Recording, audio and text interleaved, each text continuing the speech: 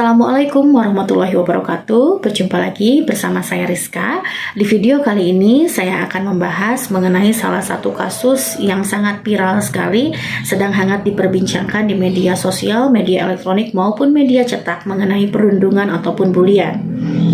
Kasus yang sedang marak diperbincangkan adalah kasus bulian yang berujung pada maut yang terjadi pada sekolah dasar di salah satu kota di Jawa Barat, yaitu di Tasikmalaya, yang mana si korban diminta oleh teman-teman sebayanya untuk menyetubuhi atau untuk melakukan tindakan-tindakan senonoh terhadap salah satu hewan, yaitu kucing, yang mengakibatkan kondisi psikis dari si korban ini mendapatkan depresi yang cukup berat yang berujung pada kematian.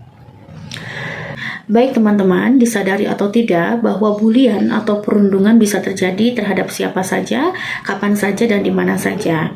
Yang mana diperlukan adanya kerjasama antara orang tua dan juga pendidik untuk bisa melindungi satu sama lain anak didik kita ketika di sekolah dan juga anak-anak kita ketika di rumah maupun di luar dari lingkungan rumah kita sendiri.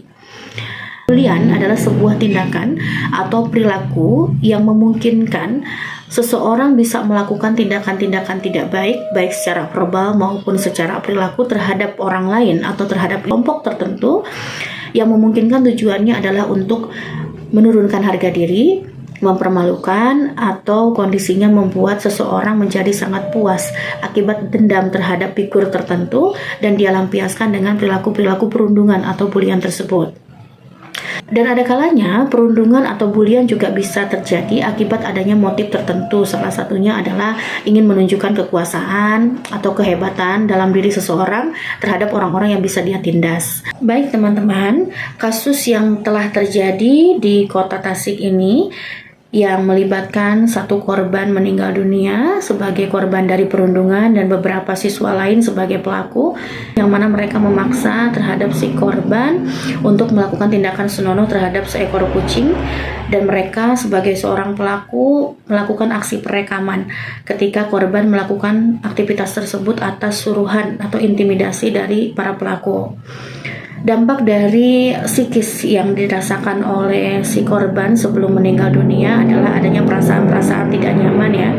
Dan memang ini juga disadari atau tidak berdampak pada kesehatan psikis, berujung pada stres berat dan juga depresi. Depresi atau stres berat akibat perundungan memungkinkan bisa saja terjadi akibatnya karena kita merasakan kondisi yang tidak nyaman dalam pikiran, adanya label negatif yang diucapkan oleh mereka yang mengakibatkan rasa traumatik terhadap diri seorang anak ataupun terhadap si korban, perasaan tidak nyaman, gelisah, tidak bisa tidur, kemudian juga ada beberapa hal yang membuat mood jadi tidak baik, yang mana kita juga jadi kesulitan untuk makan, tidak ada nafsu untuk melakukan hal-hal positif, tidak termotivasi untuk melakukan tindakan-tindakan baik, atau mungkin sama sekali tidak ada keinginan atau motivasi hidup yang lebih baik. Jadi kecenderungannya merasa malas, tidak bersemangat, tidak mood untuk makan, untuk melakukan aktivitas apapun termasuk untuk kembali ke sekolah. Perundungan ini memiliki motif untuk menurunkan harga diri anak, mempermalukan anak, atau sekedar ingin menunjukkan kekuasaan dari para pelaku bahwa ia memiliki rasa hebat, berkuasa, memiliki power untuk bisa menindas orang-orang yang lemah, salah satunya menindas si korban. Terlebih adanya perilaku-perilaku intimidasi sehingga menjadikan si korban merasa tertekan, terancam, dan tanpa perlindungan. Dari kondisi perundungan yang dilakukan oleh para pelaku terhadap korban, ini sangat memungkinkan si korban mengalami fase yang dinamakan sebagai post-traumatik atau trauma pasca kejadian berlangsung, sehingga menyebabkan ia mengalami fase depresi. Depresi tersebut bisa menjalar ke dalam tubuh, pikiran, dan juga perasaan yang menyebabkan adanya gejala-gejala psikosomatis dan juga memiliki beberapa hal-hal yang mungkin menjadikan si korban tidak merasakan nyaman terhadap beberapa bagian tubuhnya. Dari kasus yang telah terjadi tersebut, sebetulnya bulian ini memiliki berbagai macam. Ada yang memang bulian secara fisik, ada bulian verbal, dan juga bulian psikologis. Kalau untuk bulian verbal, misalkan dengan cacian-cacian atau makian, hinaan, dan lain sebagainya, atau pemberian label-label negatif terhadap seseorang. Misalkan si hitam, si jelek, si kurus, si gemuk, si miskin, dan lain sebagainya. Sedangkan bulian fisik adalah kekerasan yang berujung pada adanya aktivitas sentuhan antara si korban korban dengan pelaku yang jelas mengalami beberapa dampak kekerasan ya. Salah satunya seperti tendangan atau mungkin pukulan, cubitan, tamparan, dan lain sebagainya yang melakukan aktivitas fisik. Atau misalkan seorang korban yang ia dilempari beberapa benda-benda tertentu terhadap tubuhnya, ini juga bisa dikatakan sebagai bulian secara fisik. Sedangkan bulian secara psikologis yaitu bulian yang mengarah pada intimidasi atau bulian yang mengarahkan pada adanya teror ataupun ancaman-ancaman ataupun hal-hal yang membuat si korban merasa tertekan, merasa tidak terlindungi atau merasakan adanya ancaman-ancaman tertentu.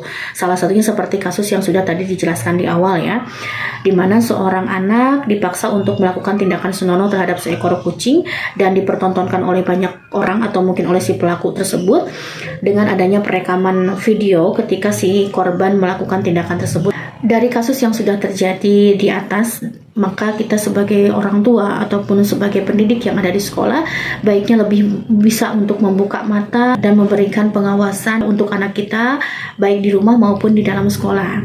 Perlunya pendidikan karakter yang ditanamkan oleh orang tua di rumah dan juga pendidikan-pendidikan karakter lainnya yang ditanamkan oleh para pendidik di sekolah. Terutama para pendidik juga mungkin akan lebih jeli melihat beberapa kondisi yang terjadi dengan anak-anak yang ada di sekolah atau perilaku-perilaku mereka yang memungkinkan bisa dilihat dari keseharian yang mereka tunjukkan. Adanya beberapa perilaku dan juga kejanggalan-kejanggalan yang memungkinkan bisa ditunjukkan oleh peserta didik ataupun anak kita apabila ia mengalami kasus bulian di sekolah. Salah satunya adalah ketika mereka mulai murung, menarik diri, tidak bersemangat, tidak ada kebahagiaan dari raut wajahnya, adanya perilaku malas belajar atau mungkin mereka menarik diri untuk tidak mau ke sekolah lagi, ketakutan berlebih, gelisah, mimpi buruk, tidak nafsu makan, atau mungkin hal-hal lain seperti emosi yang meledak seketika di rumah. Nah, ini juga bisa dirasakan atau mungkin bisa dikenali ciri-ciri tersebut oleh ibu bapak gurunya di sekolah sebagai pendidik dan juga orang tua di rumah. Selain mengenali ciri-ciri tersebut, apabila ada beberapa orang yang mungkin mengalami bulian tapi tanpa berbicara terhadap orang tua dan pendidik, baiknya kita sebagai seorang pendidik ataupun orang tua mampu berkomunikasi asertif dan terbuka terhadap anak mengenai kondisi di sekolah maupun kondisi ketika dia bermain di lingkungan rumah. Selain itu juga tanamkan yang paling utama adalah pendidikan karakter terhadap anak kita, baik itu di rumah maupun di sekolah oleh para peserta didiknya, karena dengan pendidikan karakter ini melalui pendidikan akhlak, pola asuh, etika, dan juga hal-hal lainnya termasuk spiritual yang bisa kita ajarkan sejak dini terhadap anak. Sehingga anak-anak mampu mengenali bahwa adanya bulian ini adalah sebuah tindakan yang tidak baik, dan selanjutnya mungkin anak juga bisa diarahkan untuk bagaimana cara dia bisa melindungi diri dari lingkungan ataupun dari teman-temannya apabila dia sedang berada di luar pengawasan orang tua maupun guru. Dan juga senantiasa ajarkan anak untuk tetap bisa berkomunikasi asertif dengan kita secara nyaman tanpa adanya interogasi, tanpa adanya ketakutan apabila mereka mengalami tindakan-tindakan tidak nyaman di sekolah ataupun di rumah, untuk bicara secara terbuka atau melaporkan hal tersebut terhadap pihak terkait, baik itu orang tua maupun guru yang berada di sekitar sekolah. Awasi, lindungi, dan terutama tanamkan pendidikan karakter serta spiritual yang sangat baik terhadap anak-anak kita mengenai bulian tersebut, karena disadari ataupun tidak, bulian ini kerap menjadi momok tertentu untuk orang tua, untuk anak maupun untuk para pendidik di sekolah. Terima kasih banyak, semoga bermanfaat. Wassalamualaikum warahmatullahi wabarakatuh.